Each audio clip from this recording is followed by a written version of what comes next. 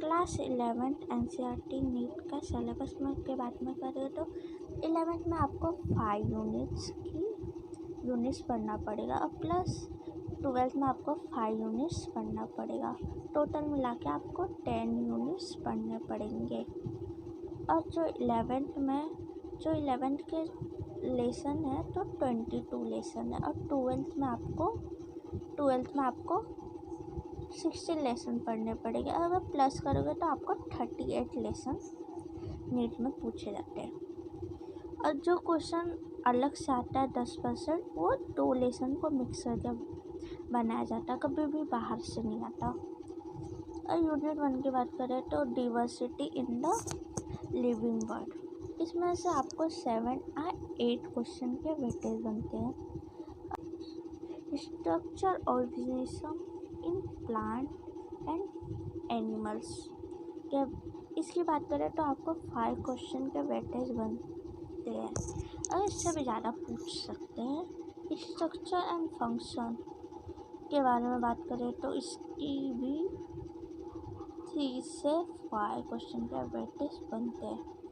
Plant फिजिकोलॉजी, इसमें भी आपको 5 से 6 क्वेश्चन के वेटेज मिलेंगे। तो ह्यूमन फिजिकोलॉजी से भी आपको 5-6 क्वेश्चन के वेटेज मिलेंगे। और यूनिट 1 की बात कर ले तो आपको फर्स्ट जो चैप्टर पढ़ना पड़ेगा द लिविंग वर्ल्ड, इसका 1 से 2 क्वेश्चन के वेटेज बनते हैं।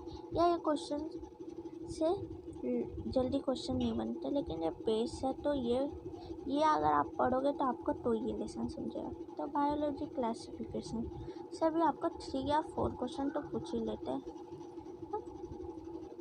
प्लांट किंगडम से भी आपको 3-4 क्वेश्चन पूछ ही लेते हैं।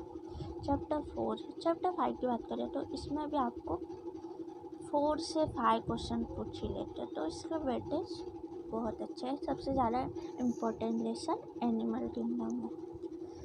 और structure organisation in plant and animal की बात करें तो चैप्टर 5 का जो वेटेज है मॉर्फोलॉजी ऑफ फ्लावरिंग प्लांट का 3 से 4 क्वेश्चन का बनता है।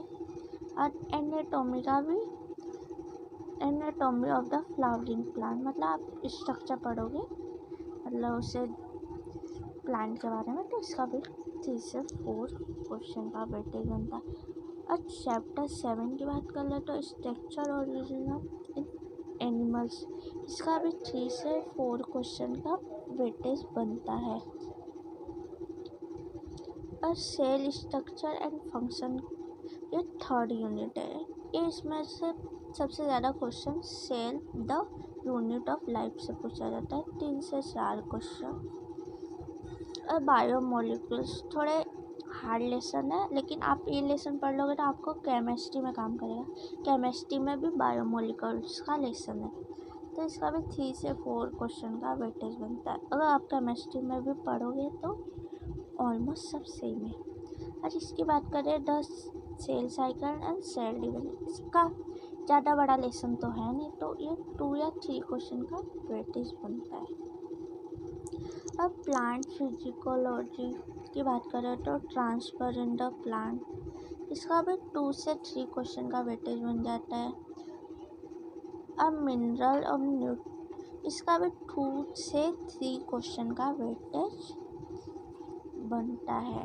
फोटोसिंथेसिस इन हायर प्लांट, ये लेसन का वेट है, लेकिन तो भी 2 क्वेश्चन हार्ड लेसन है, क्योंकि बहुत सारे बच्चों को तो समझ नहीं आता, तो ये लेसन हार्ड लगता है। सबको ये भी लेसन हार्ड ही लगता है, तो भी ये लेसन पूछा जाता है। क्या करें, 2 से 3 क्वेश्चन का वेटेज बनता है। प्लांट ग्रोथ एंड डेवलपमेंट, इसका भी क्वेश्चन 2 से 3 क्वेश्चन का ही बनता है। ह्यूमन फिजिकोलॉजी, इसमें डाइजेशन एंड एब्जॉर्प्शन का बारे में हम इसमें पढ़ते हैं। इसका भी लेसन का 3 से 3 क्वेश्चन पूछा जाता है। Breathing exchange of the gas, इसका भी 2 से 3 क्वेश्चन पूछा जाता है। ज़्यादा नहीं। बॉडी फ्लूइड एंड सर्कुलेशन 1 से 2 क्वेश्चन पूछे जाते हैं। एक्सटर्नली प्रोड्यूस एंड देयर एलिमेशन, इसके भी क्वेश्चन 2 से 3 पूछे जाते हैं। लोकोमोशन एंड मूवमेंट, इसके भी क्वेश्चन 2 से 3 क्वेश्चन पूछे जाते हैं। न्यूरल कंट्रोल एंड कोऑर्डिनेट, इसके भी 3 से 4 क्वेश्चन पूछे जाते हैं। और लास्ट चैप्टर की बात कर ले तो केमिकल कोऑर्डिनेट एंड इंटीग्रेशन है। केमिकल कोऑर्डिनेट एंड इंटीग्रेशन है, इसके भी वेटेज 2 से 3 क्वेश्चन बनते हैं। Thank you so much. Please like and subscribe the channel.